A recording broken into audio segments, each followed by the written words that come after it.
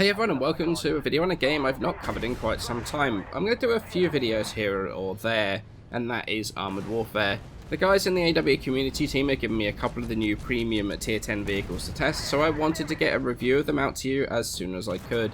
Today's video is going to be a short one on the vehicle I was most looking forward to, and that is the premium tier 10 Chinese Type 99A2 140. Now the Type 99A2 is the latest in the Chinese military's Type class main battle tanks. The A2 is the most recent upgrade to the standard Type 99, that boasts an improved gun and fire control systems, other assorted electronic devices, things like thermal sights. Honestly, it's really a main battle tank for the modern age of tank combat. It's got a much improved protection package, extra explosive reactive armor all over the turret, and it gives it much better crew safety, with it being reported that it can even defeat tandem warheads. Naturally, obviously that can't really be 100% confirmed, but this main battle tank is currently in service, although it's under the Type 99A1 designation, despite it being one of a few different variations that exist. Now this version for Armoured Warfare, however, is fitted with what is actually the unique selling point for this specific vehicle, and that is the experimental 140mm cannon, and that compares to the standard vehicle's 125mm. What this means is that you get a lot of advantages of a big bore gun, better penetration, an extra 50 more than the 125, as well as the extra damage, which is 780 compared to the 700 of the 125mm gun. This naturally does come at a cost, however. The reload speed of 10.47 seconds with my commander compared to the 7.96 of the 125, as well as less accuracy, worse aim time. In general, you know, the handling of such a big bore gun has a bunch of drawbacks and make it a bit unwieldy to offset that damage increase. Now I'm going to come back to the guns a little bit later as I talk about my opinion of the vehicle.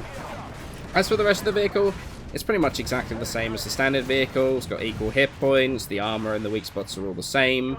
It's super bouncy on the front, even though the lower plate is supposed to be a weak spot. It's kind of weird. I've had so many bizarre bounces on that lower front plate, it's unreal.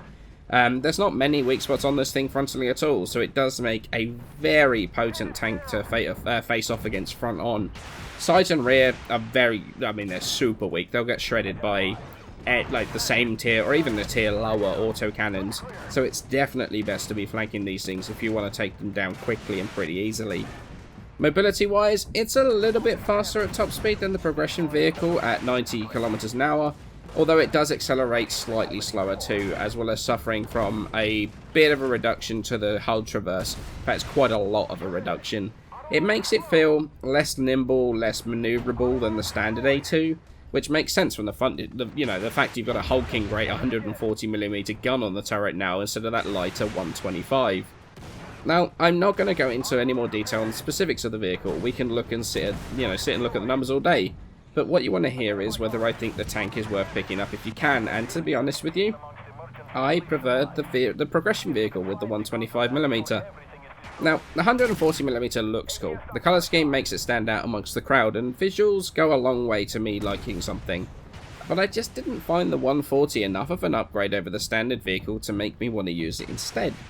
The gun handling on the 140 isn't terrible by any means, but the increase in damage and penetration, I just didn't find enough of a bonus to the vehicle to offset the negatives that the larger caliber gun has on the handling of the weapon.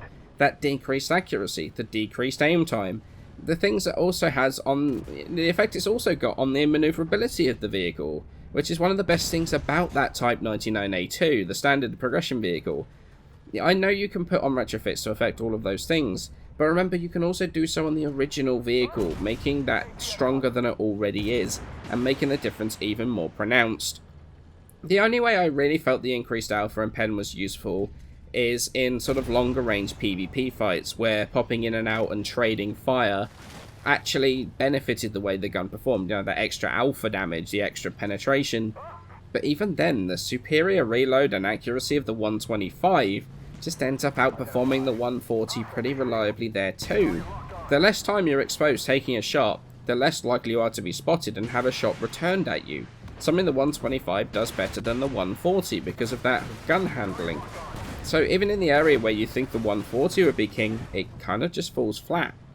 The Type 99A2 is a fantastic tank, but I don't think this 140mm gun adds enough or adds anything to it the 125 doesn't do well already. The only thing I can think of is the premium 140 version has, that is an advantage, is the additional credit multiplier, which it means that does make credits like crazy. But, I mean, that can really help you progress in the game at the high tiers, or even the lower tiers, or you can blitz through lower tiers pretty quickly.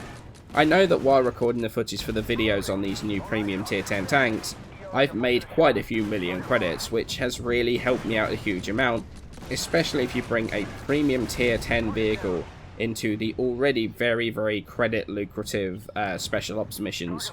So to be perfectly honest with you, I would only go with this vehicle if you're a collector, or if you're looking for a credit maker, or just really like the type. I would genuinely say that the progression vehicle I feel is better. Not that a 140 is bad, mind you, just that the original vehicle just outperforms it reliably. Plus, it feels way better to drive. For the first few people that check out the video, however, and to thank you all for watching my AW content even after all this time, there's going to be a few codes for 3 days rentals for the Type 99A2 140, so you can check it out yourself. I do expect them to go fairly quickly, so feel free to try to catch them, but they might already be gone. In fact, I'm going to put some Sabre ones in there as well. I have reviews on the other tanks coming in the near future, but for now, many thanks for watching, and I shall catch you in the next one.